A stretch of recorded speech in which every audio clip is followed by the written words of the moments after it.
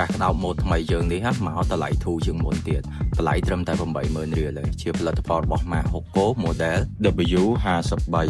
សំខាន់គឺកាន់ថ្មបានយូរមែនតើអាចស្ដាប់ចម្រៀងបានជាប់រហូតដល់46ម៉ោង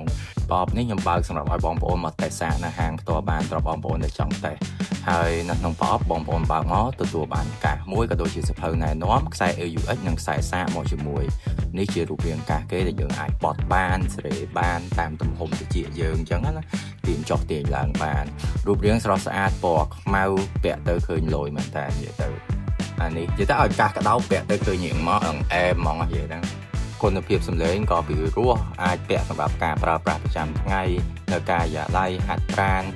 នេះរូបរាងកាសគេគឺមានប៊ូតុងវិជាមានគ្រុនដោត AUX ខ្សែសាកប្រភេទ Type C ហើយមានមិចមកពីក្រោមហ្នឹងស្រាប់អាកន្លែងប៉ុងនៅកកនេះគឺធន់មាំល្អមិនងាយសឹកហើយពាក់ទៅក៏វាអត់ស្អុះស្អាប់នៅក្នុងអាកន្លែងតំបន់កកយើងឬក៏ដូចកន្លែងកាសអឹបតិចយើងដូចគ្នាស្រាប់តម្លៃដោយបានបញ្ជាក់អញ្ចឹងតម្លៃត្រឹមតែ 80000 រៀលបងប្អូននិយាយទៅម៉ូតនេះតម្លៃធូរជាងម៉ូតមុនដែលខ្ញុំយកមកនេះជាផលិតផលរបស់ ម៉ាក Hoco បើសិនជាបងប្អូនធ្លាប់ប្រើរបស់ ម៉ាក Hoco ដឹងហើយតម្លៃសមរម្យគុណភាពល្អសម្រាប់ព័ត៌មានបន្ថែមបងប្អូនអាចឆាតមក page ខ្ញុំក៏បានឬក៏ឆាតមក Telegram ក៏បានហើយក៏អាចមកមើលមកតេស្តសាកនៅហាងផ្ទាល់ក៏បានដែរព្រោះយើងបានបើក tester ហើយអរគុណ